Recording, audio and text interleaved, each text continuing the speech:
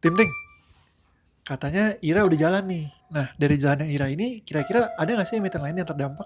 Sebenarnya bisa banyak bisnis yang bisa terdampak, tapi satu yang paling mungkin terdampak adalah bisnis menara. Yuk, let's think kita lihat bisnis menara apa yang bisa terdampak. Nih, kalau teman-teman lihat, sebenarnya udah diberitakan kalau WiFi yang jalanin IRA itu bakal gandeng dua bisnis menara, yaitu Tebik dan Chen, untuk kembangin internet yang melalui FWA itu. Jadi kita bisa lihat nih, kalau Tebik sama Chen ini mungkin terdampak dari adanya pengembangan teknologi FWA ini. Emang hubungannya apa sama menara? Kok dia bisa terdampak?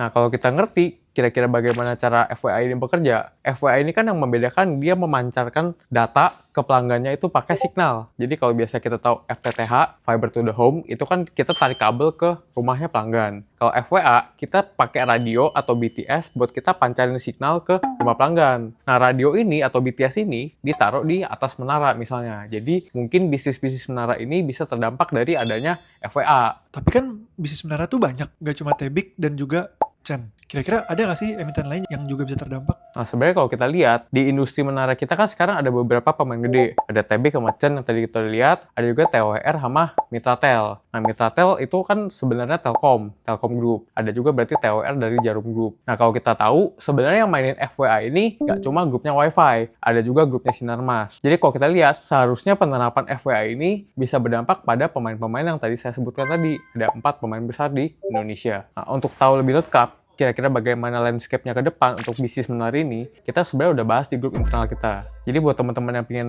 lihat report lengkapnya, mungkin teman-teman bisa langsung cek link di bio.